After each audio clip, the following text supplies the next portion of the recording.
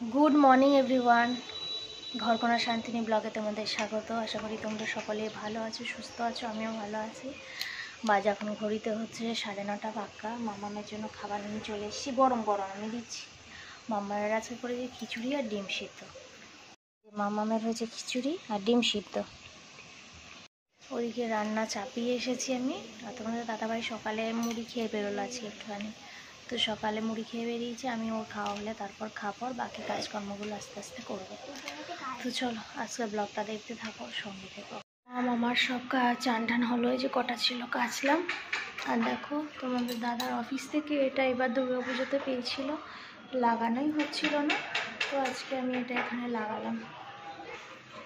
আর কিছু গাছ পুঁতেছি, কালকে মায়ের কাছে গেছিলাম, বললাম তোমাদেরকে মায়ের বাড়িতে অনেক গাছ আছে, তো এই ধরনের গাছগুলো পাতা বাড়ার টাইপেরই এটা নিয়ে এলাম,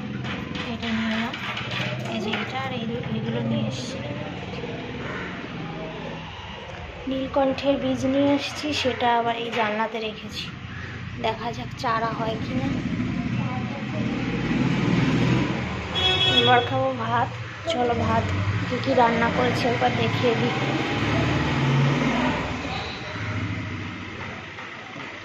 কি তুলে খেলো ওটা?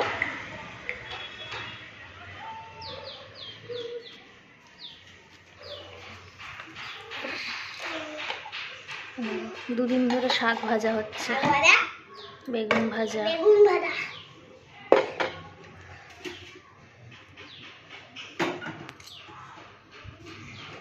পটল আলু ঝিঙে দিয়ে মাছের ঝোল, আমার ভাত, আর মামামের এই যে খিচুড়ি। তো চলো খেয়ে নিই, পরে আবার কথা হচ্ছে।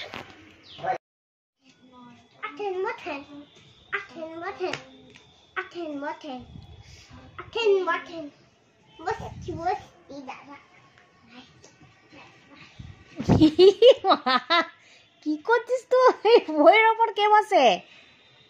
হ্যাঁ দেখ, বই পেতে বসেছে দেখ। এ না, ঠাকুর রেগে যাবে তো। এ বাবা,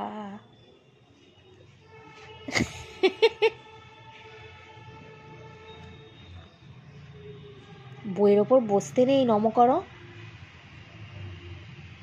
নম করো, ওঠো ওঠো, নম করো, বইগুলো গুছিয়ে নাও, গুছিয়ে ব্যাগে ভরে নাও।